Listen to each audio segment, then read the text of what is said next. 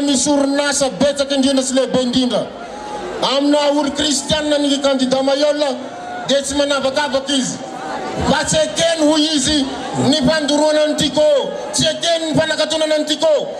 mety sokavana tiko satria vahoaka malagasy maro be mivelona amin'io administrateur civil ny tenako mitenako zao katolika iringiriny izany dia mitika fa candidat ny kristianina rehetra ny candidat Mayolla candidat ny vahoaka malagasy rehetra ny candidat Mayolla ka noho izany dia zao indro izy atolotra atsika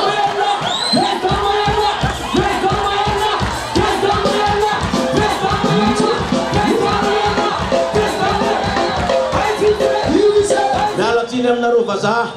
miala tiny aminareo vazaha fa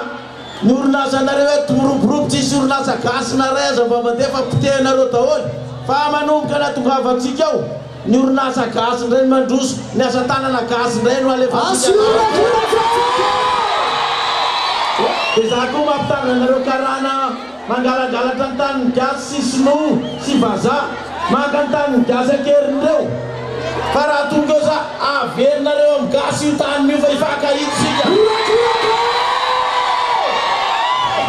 ny mpampianatra no mampalahelo indrindra mpiasam-padakana rehetra fa ny tsy andikany mpampianatra dia efa tonga nanatona anahy mitondra ny problème sy ny olana rehetrarehetra ka ireo mpampianatra ireo rehefa tonga ny fotoana maretirety anireo dia omeny fanjakana trano maimaipo ny ipetrahany daholo mampalahelo nazo président fototany ka raha maverangasa 20 000 dia tsy voalo mandritsy ny heritrony fa amin'ny andro tonga avany eo ny président fototany zay lany ny vahoaka dia fonctionnaire koa ary dia mandray retraite ihany koa rehefa tonga ny voana za dia milaza amintsika fa rehefa tsy mahavita ny tenina tao izay mpitondra fivavahana tsy mahavany olona eto mitsangana atsika aongany ary za tsy miandry ahongana fa tonga dia miala rehefa tsy vitako ny zavatra ny teneny Pastor Mayolla mbola tsy olona fa mbola molo